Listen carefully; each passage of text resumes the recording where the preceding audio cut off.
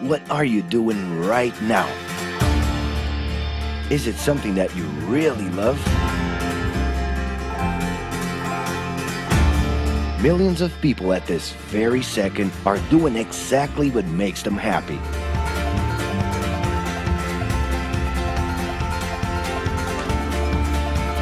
But wait a minute. You spend a big part of your life working. And any job has the potential to drive you insane. I think this is a good time for a break. But, of course, there's a bright side.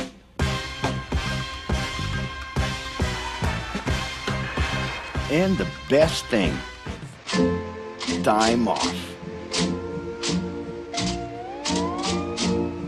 As a matter of fact, the way we work influences new trends and behaviors in society.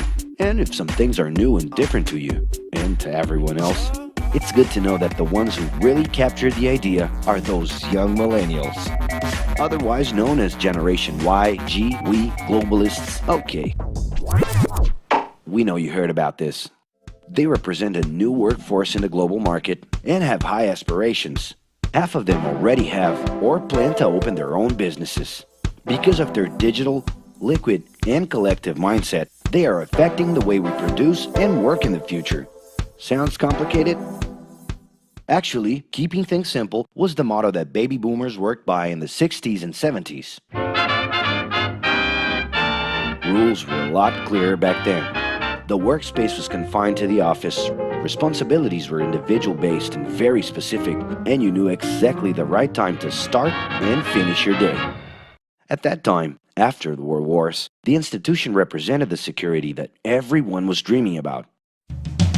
Because of this, it made total sense to be a company man and respond well to linear and hierarchical structures. But be careful. Once you chose a career, it was a decision that would pretty much last for the rest of your life. Older workers would teach young ones because putting in long years of experience was essential if you wanted to grow within the company. Having a job would guarantee social status and was the first step towards marriage and a first kid 9 months later. Work didn't mix with personal life. No bringing work home. But baby boomers worked a lot. It's been a hard day's night. And this had to do with keeping a deep sense of discipline and honor. Day-to-day sacrifices guaranteed that the family would be taken care of, and they knew that a big payoff would come, even if it would take a while.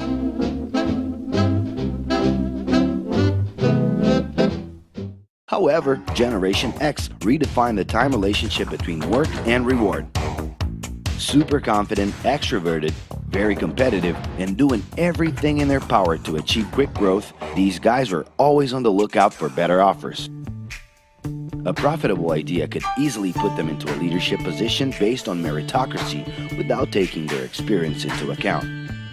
As they searched for more ways to personally stand out and be professionally independent, they relied on degrees, including MBAs and PhDs, to get ahead of their competitors. Pressure, pushing down on me, pressing down on you. No man has spoken. In this more individualistic style of thinking, a nice wardrobe and a business card could help them close better deals and expand their network. Being in the right place at the right time is what would define the work schedule. Business time was extended into the happy hour. This mix between personal and professional life turned a workaholic into someone who was admirable and even sexy. In the grace of your love. The winner was whoever could get onto the board of directors in the shortest time possible I can do anything if I can just get a chance. and thus immediately live out the pleasures of this achievement. You want the money, you control the witness. I'll leave you lonely, don't move you into business.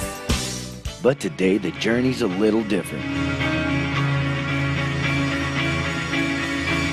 It really seems more important to have fun on the ride than to make it to the final destination.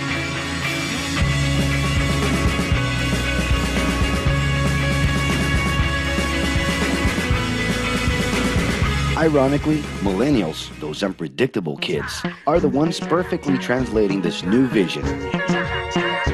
In a time when pleasure determines professional accomplishment, they know, like no one else, how to recognize opportunities that link passion with work. It's not right, but it's now or never. The creative economy, new professions, an entrepreneurship boom, and the new collective power are painting a brilliant and never-before-seen scenario. No wonder millennials are so impatient. The speed at which they connect with the world sets the pace for their work relations. Projects that only will make a difference in the long term just don't stimulate them. And they need constant feedback so they can feel that their efforts are being recognized. So? It's great. I love it. The traditional pyramid inside of companies doesn't really fit with these anxious young people. They're excited about working with older generations, but only if the relationship is on equal terms and with mutual respect. It's all about exchanging knowledge, no matter your age. Being that millennials find empowerment in discovering things on their own. It's natural for them to diversify their channels and seek out informal types of education instead of simply picking out a major. In the end, professional commitment is not just a norm. It's something that naturally comes from truly engaging experiences. Besides having a job, it's become more important to have a purpose that can be carried out in different forms at the same time. Mobility, shared workspaces, home offices, and the possibility to create your own hours make work always present, anytime and everywhere. For that reason, people with different work styles are having more freedom to tap into their talents, and even those with introverted personalities can transform their ideas into million-dollar businesses. Yes, you can stay in your pajamas as long as you maintain an updated and attractive profile across your social network.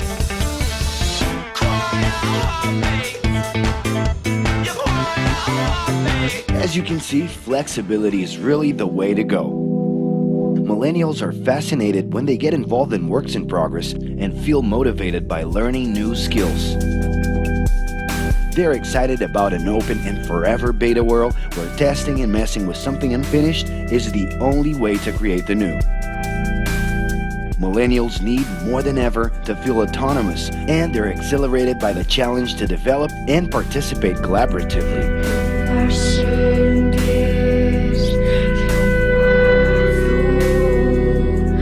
They can change direction quickly and don't let attachments hold them back. It's about living better in the present with no illusion that the future can be controlled.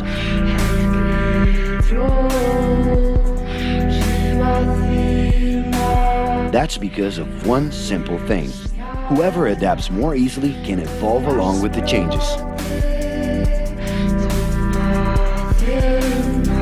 And if you feel overwhelmed by everything so far and are looking for the right answer, well, sorry. We're still going to ask you another question. Are you doing what you love right now? No.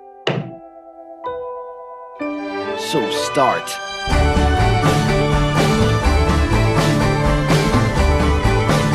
The clock is ticking and your life is in a hurry. Discover your life's purpose and make it happen. Loving your work will put you in motion.